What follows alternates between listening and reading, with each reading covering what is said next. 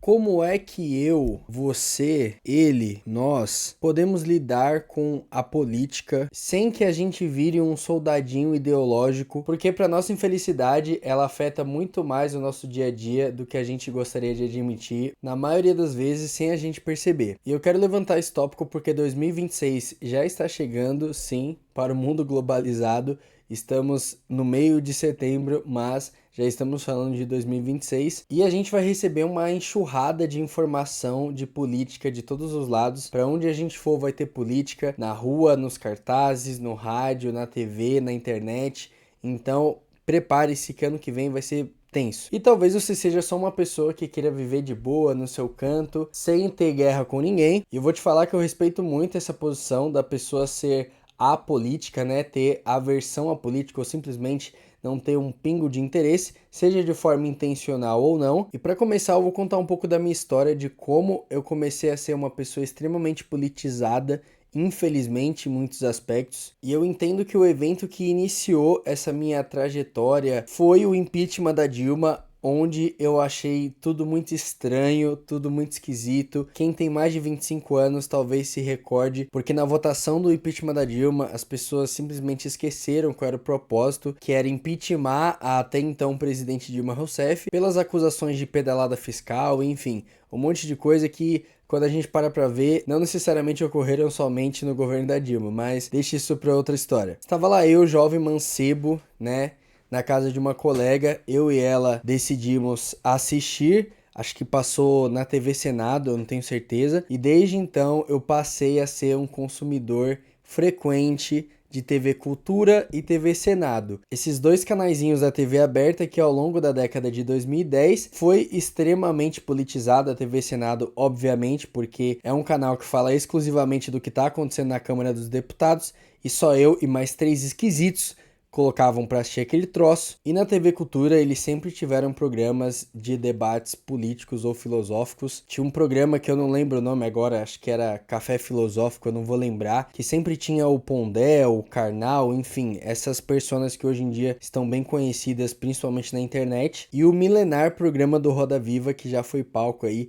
de diversas discussões, mas mesmo eu achando a votação do impeachment da Dilma muito esquisita, com as pessoas justificando os votos lá, falando que estavam votando pela família, pelo papagaio, enfim. Contra o comunismo! Basicamente eles tinham que pegar o microfone e só falar se eles iam votar a favor ou contra, mas o que rolou mesmo foi um grande teatro de sensacionalismo. E mesmo antes de eu saber que existia algo chamado libertarianismo, anarcocapitalismo, nesse episódio específico do impeachment da Dilma, eu já fiquei com o pé atrás e falei, calma lá, vamos ver isso aqui, porque é o primeiro mandato presidencial da Dilma e a galera tá acusando ela de umas paradas que, assim, se enquadram no que acontece no Brasil nos últimos 50 anos ou mais. Então, apesar de eu entender os motivos, né, pedalada fiscal, aquela coisa toda, eu ainda assim não tinha comprado muito a ideia, principalmente a ideia do impeachment. Eu não tava com essa sensação de, nossa, a justiça está sendo feita. Para mim, tudo parecia muito estranho. E a partir de um certo período da minha vida, a minha mente sempre pendeu mais pro lado do benefício da dúvida. Eu sempre quis saber todo o contexto para aí sim poder tirar as minhas próprias conclusões, e isso invariavelmente me levou ao movimento libertário, ao movimento anarcocapitalista, que aqui no Brasil foi alimentado por muitos anos através do Instituto Mises Brasil, onde eu tenho uma penca de livros aqui que eu quero muito ler, mas assim, eu compro livro há anos e eu não li metade deles, então eu tô ligado que não sou só eu que faço isso, então tamo togethers. E até hoje eu recomendo, se você é uma pessoa que se considera de centro, não é nem tanto da esquerda quanto da direita, dá uma olhada em Instituto Mises, dá uma olhada ali no que eles têm de material na internet, tem muitos artigos, principalmente de economia, onde foi a minha base de aprendizado de conceitos extremamente válidos da economia, porque iniciativas como o Instituto Mises não está tão interessado em viés político. Eles sempre trataram esses temas socioeconômicos querendo entender apenas o problema, as causas do problema e como resolver o problema, principalmente no âmbito econômico. Então, organizações como o Instituto Mises ajudaram a instigar uma boa parcela aí da geração de pessoas que hoje é politizada, que tem até mídia, né, dentro do campo político. Uma delas é o próprio Kim Kataguiri, que é filiado ao Movimento Brasil Livre, o MBL, e uma das formas para você conseguir chegar nesse estado de, entre aspas, plenitude, né, para você não ser puxado por uma onda e ser só mais um na multidão, é você aceitar, não só entender, mas aceitar que nenhum dos lados políticos está 100% correto. E aí talvez você me acuse de estar sendo relativista, mas vamos lá que eu vou tentar explicar. Eu falo muito disso aqui no canal, então você pode assistir os outros vídeos, eu espero que você assista. E eu tenho uma teoria de que é muito mais fácil você ser uma pessoa equilibrada do ponto de vista político se você já mergulhou muito fundo num viés ideológico e de certa forma você se tornou um porta-voz desse viés político principalmente, e alguma coisa no meio do caminho fez você dar uma freada, dar uma repensada e chegar numa conclusão de que, pera lá, a vida não é assim. Mas de nenhuma forma eu quero que você seja um isentão, tá? O que eu tô propondo aqui é o seguinte: se você pegar o grosso da direita e da esquerda, você vai perceber que a maioria das pessoas diz estar de um lado ou de outro apenas por afinidades emocionais e não por um processo racional, que é o que deveria ser. Muito provavelmente a pessoa é de direita, porque ela cresceu numa família de direita, ela tem uma religião judaico-cristã, então ela tem ali aqueles valores caricatos, ou então é uma pessoa mais pragmática que entende que idealização de um mundo perfeito não coloca comida na mesa de ninguém. E geralmente a gente vê esse discurso mais pragmático nesse sentido também do lado da direita. E do lado da esquerda, provavelmente é uma pessoa que ela se importa muito com questões sociais e identitárias, questão de gênero, questão de cor. Muito provavelmente a família dessa pessoa também vai ser de esquerda, embora tenha acontecido uma coisa na minha geração, eu tenho 28 anos, que foi os membros mais novos da família, os filhos geralmente,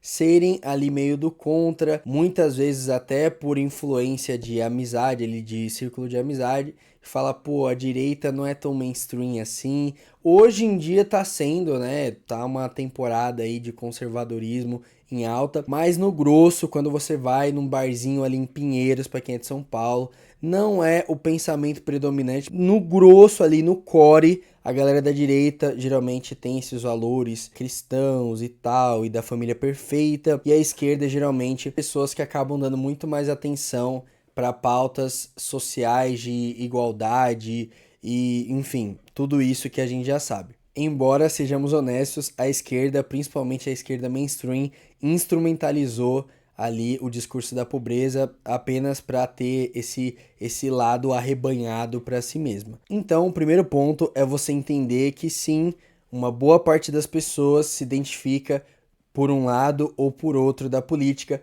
muito mais por uma afinidade emocional do que um exercício racional que a pessoa ali parou para pensar nos prós e nos contras e falou, não, essa é a parada. Se você conseguir fazer isso, você vai perceber que os extremos da direita e da esquerda, eles têm muito mais semelhanças do que diferenças. Então não faz tanto sentido assim eu levantar a bandeira exatamente de um lado ou de outro, porque no final do dia vão ser dois lados de uma mesma moeda. Então, recapitulando, se você conseguiu enxergar que as massas de um lado e de outro são incentivadas por questões de afinidade, tal qual um Big Brother mesmo. O que sobra disso são os extremos que no final do dia são praticamente a mesma coisa. Quando você chegar nesse ponto, você vai falar, peraí, eu trabalho o dia inteiro, é duro matar o meu leão diário e transporte público e trânsito e coisas acontecendo no trabalho e na sua vida pessoal. E aí você abre o celular e você vê a notícia de que os políticos fizeram uma votação para aumentar os próprios salários e como eles são seres superiores, eles não podem ser julgados por um crime que eles cometeram, a tal da PEC da blindagem, que inclusive uma galerinha aí, né, que geralmente passa um pano quando é o político de estimação deles que leva vantagem política. Tá toda empolvorosa porque Nicolas Ferreira e companhia votaram nessa tal PEC da blindagem, sendo que candidatos de direita e de esquerda votaram a favor. E tirando a bolha bolsonarista extrema ali, o que acontece geralmente é o lado da direita sempre fazer altos questionamentos, nesse sentido questionando pessoas vinculadas ao seu movimento, enquanto a galera da esquerda finge que não viu, né? Então, assim, esse é um problema tácito, né? Então, complicado isso aí. E quem ficou surpreso com a PEC da blindagem provavelmente está vivendo na era da monarquia, né? Antes de 1889, porque desde 1889, não estou falando que o sistema monárquico é o perfeitinho do rolê, mas, né, a república de lá pra cá, né, vamos combinar. A república deu pra gente era Vargas, ditadura que deveria durar 6 meses e durou 20 anos, e um presidente confiscando contas bancárias. Então, né, parece que as coisas estão Caminhando muito bem. Talvez você esteja se perguntando, mas Sérgio, se eu não tiver de um lado nem do outro da política, eu vou ser o isentão, e aí eu vou ser xingado pelas duas partes, pelos dois lados e não sei o que. Eu sei que é difícil, eu tô ligado que é complicado. Ali muitas vezes você tá num contexto familiar que é extremamente caricato, ou para um lado ou para o outro, ou então o seu trabalho depende disso, ou então, sei lá, as suas relações dependem disso, não sei. Só que eu tô tentando te dar a receita do bolo para você não ficar igual um peão sendo jogado de um lado para o outro, toda vez que um político do seu viés ideológico tuitar alguma coisa ou fazer uma live. Entenda que muito além de política, você deveria estar se importando com outras coisas. Porque, vamos lá, seja lá em quem você votou ou você vai votar nas eleições do ano que vem para presidente, olha para você mesmo e veja o que está acontecendo com você. Como está o seu relacionamento com Deus? Como está a sua saúde física e mental? Como está a sua relação com os seus amigos e familiares? Como está a sua vida? Porque essas coisas são mais importantes. Se você não tiver essas coisas organizadas, você só vai acabar jogando suas frustrações no seu ideal político. E se o seu político ganhar ou perder, na segunda-feira você vai parecer um niilista, falando que nada faz sentido, porque você trabalha muito, ganha pouco, a sua vida é muito ruim e etc, etc, etc. Ou pode acontecer o pior, você vai ficar decepcionado, porque você vai perceber que com o passar do tempo as coisas não tendem a mudar drasticamente, independente do tipo de candidato que foi eleito. É claro que a gente percebe que, dependendo do governo, algumas coisas vão muito mais para um lado do que para o outro, e isso afeta de verdade a nossa vida. E eu estou falando unicamente do ponto de vista financeiro, tá? Governos que são gastões, governos que não se preocupam com o planejamento fiscal, vão falar de cara limpa para você que tá tudo bem, que os impostos estão aumentando, mas a vida de todo mundo vai melhorar, só que não melhora. E o tempo vai passando, os impostos vão aumentando, o mercado vai ficando mais caro e nada acontece. E resumindo tudo pra gente fechar, a política é sim uma chatice gigantesca, chato pra caramba, e isso você vai ouvir da boca de quem é politizado e de quem não é politizado, porque pelo menos nisso existe uma concordância. Política é chato pra caramba e ela se torna pior. E por quê? Porque a gente elege pessoas, existe 1 zilhão de cargos públicos por aí, os políticos ganham muito bem, principalmente em relação à maioria da população, ao grosso da população. Os funcionários públicos também possuem um salário geralmente acima da média. É claro que você não levar em conta setores ali da educação básica e, enfim, IBGE. E diferentes dos meros mortais, funcionário público tem a garantia de que não vai ser demitido da noite pro dia, então pode aí fazer planejamento a longo prazo, pode fazer financiamento, pode comprar casa, pode comprar carro, que tá tudo certo. Os juros são até mais baixos porque, né, a instituição sabe que a pessoa só não vai pagar se ela morrer. Então fica muito pior quando a gente para pra pensar nessas coisas e a gente percebe que, já que eles ganham bem, a gente não deveria se importar tanto, porque eles deveriam estar fazendo um bom trabalho para a sua população. Mas todo mundo sabe que não é isso que acontece. A nossa justiça é uma das mais burocráticas do mundo. Se você precisar abrir um processo na justiça, você já fica com arritmia, porque você sabe que vai demorar. Então, pra gente fechar, eu não tô dizendo que você não deva ser engajado politicamente, mas eu espero que você já tenha resolvido todas as áreas da sua vida para poder ser alguém assim, né, que participa de movimentos e que vai pra rua. Mas se não for o caso, troque o seu Pokémon político por uma consciência limpa de que você está votando em alguém que tem prerrogativas muito interessantes, que já se mostrou alguém útil, que não só cria lei, porque, né, tem um monte de deputado aí, inclusive o Kim Kataguiri é uma coisa que eu não entendo, ele enche a boca para falar que ele criou mais um projeto de lei, sendo que, né, o Brasil vai se resolver com mais leis, né? A gente tem pouca lei, né? Pouquinha. Pode parecer que não, mas a gente tem pessoas que estão dentro da política, que são pessoas que entendem que elas são meros funcionários públicos a serviço da sua população e elas tentam fazer um bom trabalho e elas sempre estão dispostas a prestar contas de todo esse trabalho.